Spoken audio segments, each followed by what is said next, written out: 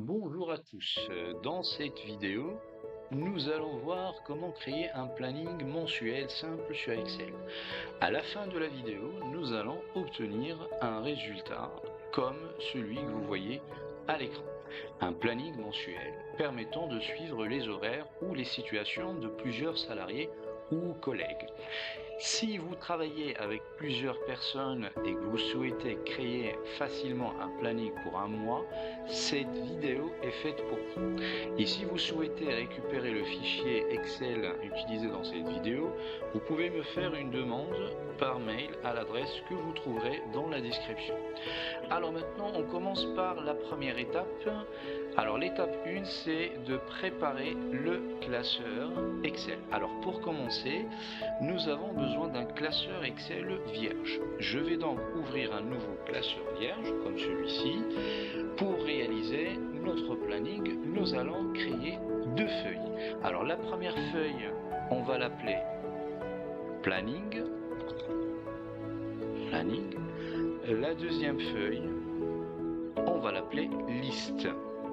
Et après, je vous expliquerai pourquoi liste.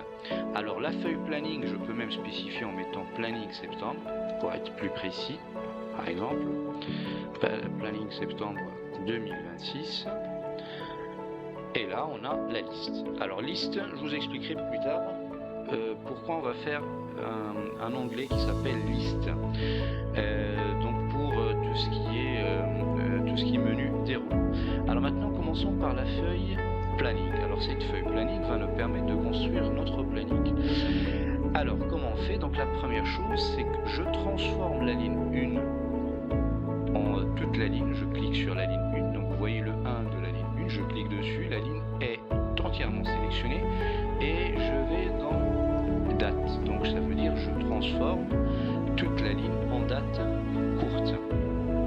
Et après, je fais la même chose pour la ligne 2. Je la transforme aussi en date courte.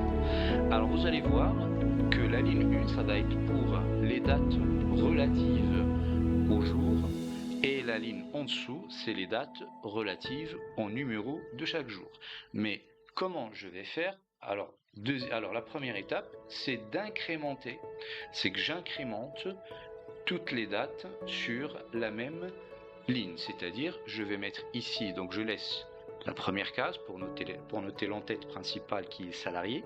Donc là, je vais taper par exemple la première date du mois. Ça veut dire le 1er septembre 2026.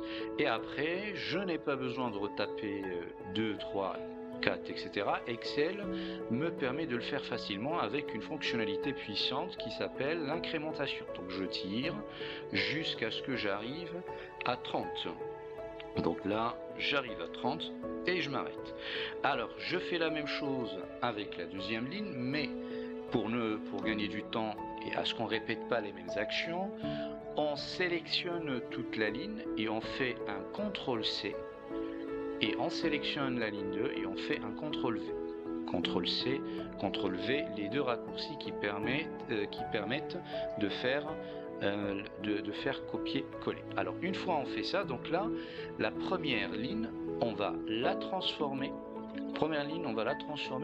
En date uniquement relative au jour. Ça veut dire je vais venir ici dans date, au-dessus. Donc là où c'est marqué standard, nombre monétaire.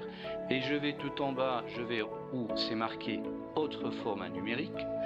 Et après, je vais dans personnaliser et j'efface le AAA que vous voyez ici, le slash, le MMM et le slash. Alors, les deux J, j'en rajoute deux autres J. Et donc là, ça va faire un jour complet.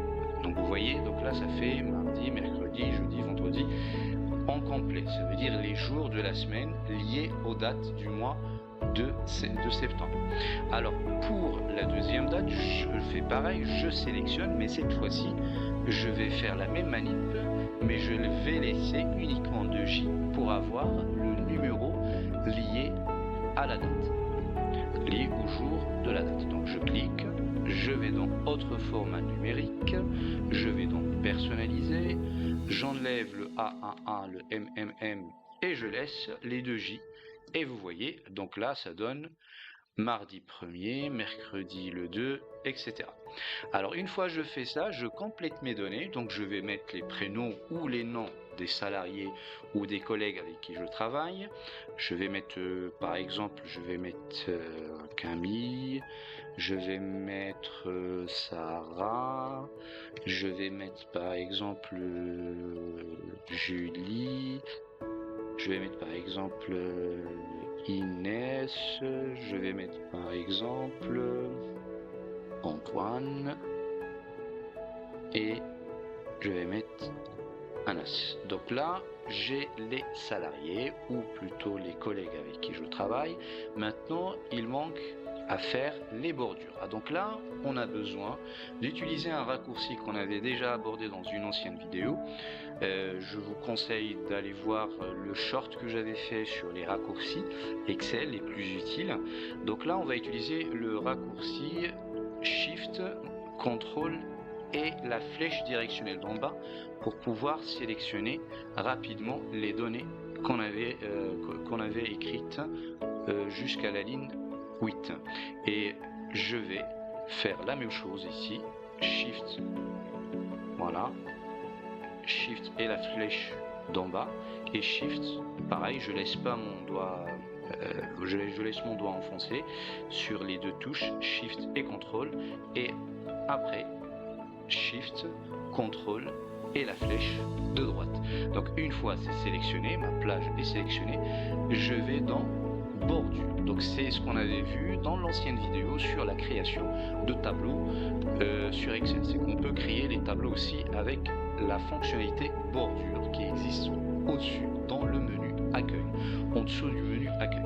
Alors une fois je fais ça, je fais une petite mise en forme rapide au milieu, voilà, gras si je veux, que ça soit bien enfoncé, donc là je vais mettre une petite couleur, comme ça ça distingue les dates. Donc là je vais mettre le jaune, je fais la même chose ici, je vais mettre le jaune, ici je le laisserai pour pouvoir mettre salarié. Donc là ici je peux fusionner ces deux cellules.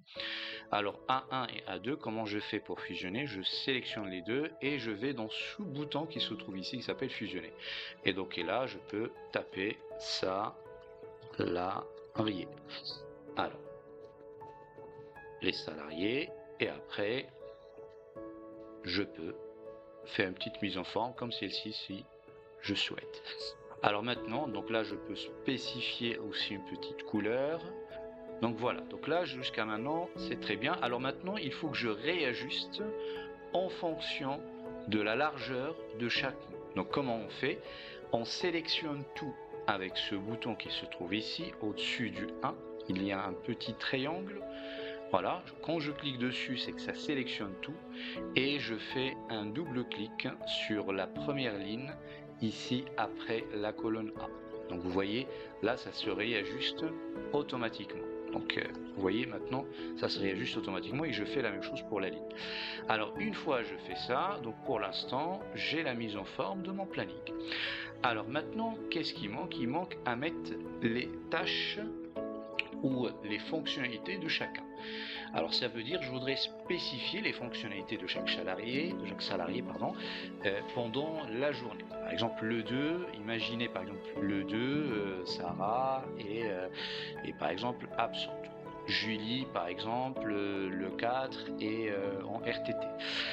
Antoine par exemple le 10 elle est en télétravail. Donc là dans ce cas là ce que je vais faire, je vais créer ce qu'on appelle un menu déroulant qu'on avait déjà abordé dans une ancienne vidéo. Je vous invite à regarder cette vidéo. Alors comme on avait dit dans l'ancienne vidéo, on a dit que pour créer un menu déroulant on peut le faire à travers une liste qu'on crée dans notre tableau Excel, ou on peut le faire en intégrant manuellement les données directement. Alors dans notre situation on va faire une liste. Pourquoi? Parce qu'on a beaucoup de données à rentrer. Donc, l'astuce de rentrer donnée par donnée n'est pas tout à fait compatible avec le cas. On peut le faire d'ailleurs, mais juste c'est pas très pratique. Le mieux c'est de faire une liste. Alors comment fait-on? Donc là, je viens ici dans la colonne A, je tape les données que je vais mettre dans mon menu de roulant. Donc par exemple, on va mettre par exemple journée, ça veut dire il a travaillé la journée. On peut mettre par exemple AM, on peut mettre PM, matin, après-midi. Ça veut dire il a travaillé uniquement le matin ou il a travaillé uniquement l'après-midi. On peut mettre aussi comme situation repos, par exemple. On peut mettre congé, voilà, congé payé. On peut mettre RTT, par exemple. Et on peut mettre aussi maladie, on sait jamais. Pareil. Et on peut mettre aussi comme situation, on peut mettre aussi absence. Il se peut que le salarié il est juste absent et qu'on va le mettre sur le planning. Ou TT, ça veut dire télétravail. Donc là, ces données, on veut les avoir d'une manière automatisée sur notre menu déroulant. Alors maintenant, comment on va faire? Alors, donc là, on sélectionne cette plage-là blanche, ça veut dire de B3, donc à partir de la plage B3, donc ici, jusqu'à ici, jusqu'à 38, ici. Alors, et après, je vais dans Données, et ensuite je vais dans Validation de données, ensuite je vais dans Liste. Ensuite, dans Source, je ne tape pas manuellement ces données, comme ce qu'on avait fait l'autre fois. Ce qu'on va faire, on va cliquer ici, et on va dans Liste, et on sélectionne nos données. Et après, on fait Entrer. Alors maintenant, par exemple, Camille, je sais que le premier, c'est toute la journée, par exemple. Sarah, je sais où c'est. Alors, si c'est toute la journée pour tout le monde, là, je tire la poignée de recopie, par exemple. Donc là, ça donne journée pour tout le monde. Si, par exemple, il y a un qui va être absent, donc je vais choisir absent, par exemple, comme ça. Voilà. Si, par exemple, c'est un jour de repos, dimanche, par exemple, on va mettre au repos, par exemple. Au week-end, si vous voulez modifier liste, vous pouvez mettre week-end si vous voulez. Donc voilà, si par exemple quelqu'un il est absent en raison voilà, de maladie, donc je vais mettre maladie, etc. Donc voilà pour le planning simple sur Excel qu'on pourra faire avec le menu déroulant. Il y a d'autres situations qu'on va voir plus tard dans notre vidéo où quand on a un planning automatisé avec la mise en forme conditionnelle à ce que par exemple samedi, dimanche ou les jours fériés apparaissent d'une manière coloriée et à ce qu'on sache tout de suite que voilà que tel jour il est férié et que c'est un jour où on ne travaille pas. Donc voilà, donc j'espère que cette vidéo va vous aider à faire vos plannings d'une manière simple. N'hésitez pas à me faire des commentaires si ce planning vous sert, vous sert davantage au travail. Et s'il y a d'autres thématiques qui vous intéressent, n'hésitez pas à me faire un commentaire et n'hésitez pas aussi à liker et aussi à vous abonner pour plus d'astuces.